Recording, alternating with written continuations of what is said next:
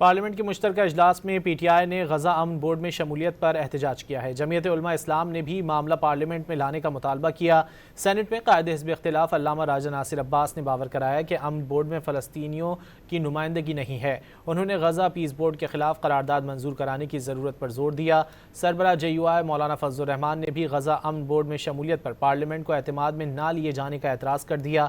Parliament کے مشترکہ اجلاس سے خطاب میں مولانا فضل الرحمان نے کہا کہ وزیر اعظم شہباز شریف نے غزہ پیس بورڈ پر دستخط کرنے سے متعلق پارلیمنٹ اور کابینہ کو اعتماد میں نہیں لیا۔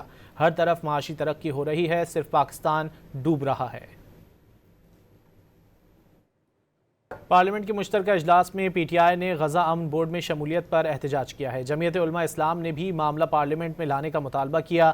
سینٹ میں قائد حزب اختلاف علامہ راجہ ناصر عباس نے باور کرایا کہ امن بورڈ میں فلسطینیوں کی نمائندگی نہیں ہے۔ انہوں نے غزہ پیس بورڈ کے خلاف قرارداد منظور کرانے کی ضرورت پر زور دیا۔ سربراہ جے یو آئی مولانا فضل الرحمان نے بھی غزہ امن بورڈ میں شمولیت پر پارلیمنٹ کو اعتماد میں نہ لیے جانے کا اعتراض کر دیا۔ پارلیمنٹ کے مشترکہ اجلاس سے خطاب میں مولانا فضل الرحمان نے کہا کہ وزیر اعظم شہباز شریف نے غزہ پیس بورڈ پر دستخط کرنے سے متعلق پارلیمنٹ اور کابینہ کو اعتماد میں نہیں لیا۔ ہر طرف معاشی ترقی ہو رہی ہے، صرف پاکستان ڈوب رہا ہے۔